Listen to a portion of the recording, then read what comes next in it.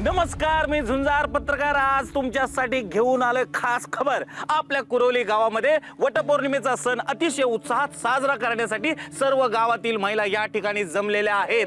सातो जन्म तुमको पाके असं म्हणत 7 जन्मासाठी हाच नवरा मिळू दे म्हणून वडाला फेऱ्या घालून वडाची पूजा करताना ह्या महिला इथं आपल्याला दिसत आहेत। चला महाराज आले, महाराज आले, गोपाळ महाराज आले, ताई गोपाळ महाराज आले।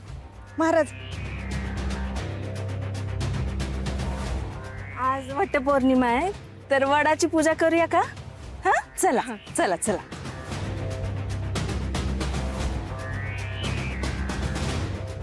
फुला काय ऐक इकडे ये, ऐक माझं जरा घट प्रदक्षिणा घाल आणि घट फेरे घाल।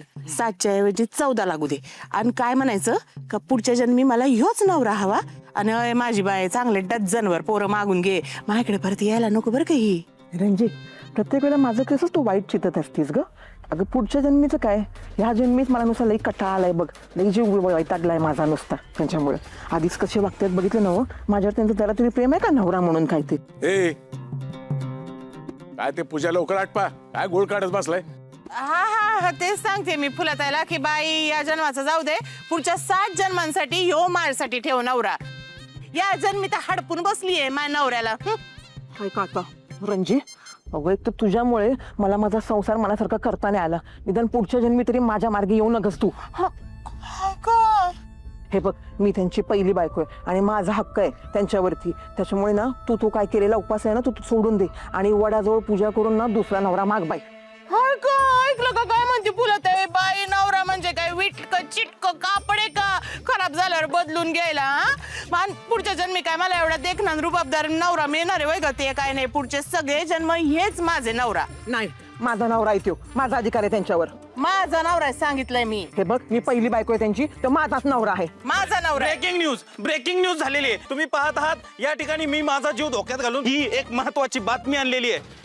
जगात, देशात, संपूर्ण दुनियामध्ये एक महत्वाचा प्रश्न आहे की काश्मीर कोणाचा? तसा आपल्या कुरोली गावातला महत्वाचा प्रश्न आहे की आप्पा कोणाचे? आप्पा सांगा कोणाचे? आप्पा म्हणजे आप्पा कोणाचे? आप्पा तुम्हीच सांगा, करा एक गाव 2 तुकडे। इकडे ये, तुझेच 2 तुकडे करतो, ये। बाबा आप्पा लय हाऊस होती ना आपण ना 2-2 बायका करायची।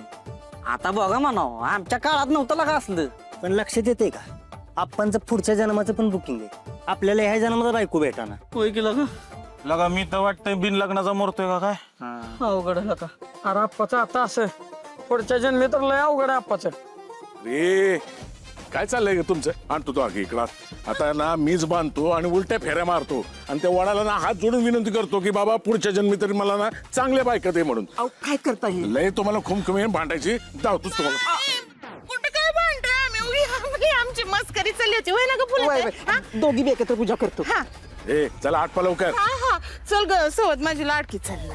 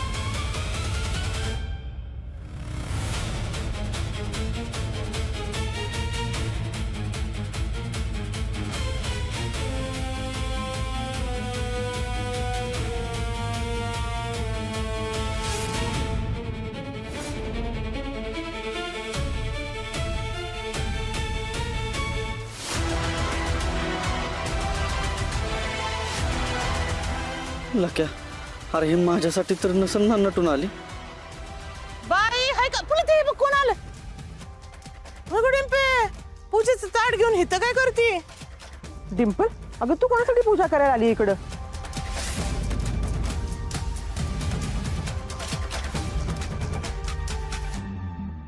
मंग्याची जरा खेचू। काय ग, तुझं लग्न नाही झालं ना, मग तू कशी काय आलीस वडाची पूजा करायला?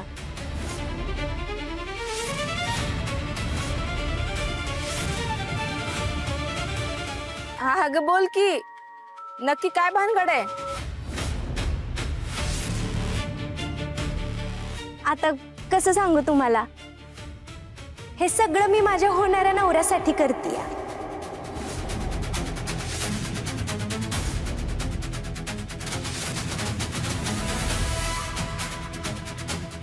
होणाऱ्या नवऱ्यासाठी? अगं होणाऱ्या नवऱ्यासाठी वटसावित्रीचा उपास करायचा नसतो, हरतालिकेचा उपास करायचा असतो या. हे म्हणजे कसं झालं ना फुलत आहे का लग्न ठरायच्या आधीच पत्रिका वाटून मोकळ्या आजकालच्या पोरी, काय म्हणायचं यांना. डिंपल, लग्नाच्या आधी वडाची पूजा नसते करायची, तू नको करू. नाही म्हणजे तुम्हा सगळ्यांचं एकदम बरोबर आहे, पण ते काय झालं ना, काल रातच्याला माझा होणारा नवरा माझ्या स्वप्नात आला होता हाय का आता? और वो मुझे बोला, डिम्पल अगर तुम मेरे साथ शादी करना चाहती है तो वड़ा के झाड़ को फेरे मारने पड़ेंगे. मग मी पण त्यांना म्हणाली, तुम्ही जे सांगाल ना ते सगळं मी करायला तयार आहे, पण त्याआधी मी जे मागल ते तुम्हाला आधी द्यावं लागेल, तरच मी वडाच्या झाडाला फेऱ्या मारीन. अगं पण तुझा होणारा नवरा हाय तरी कोण? अगं लाली वहिनी, मला जे हवंय ते आधी मला मिळू तर दे, मग सांगेन की मी तुला फुरसत मध्ये.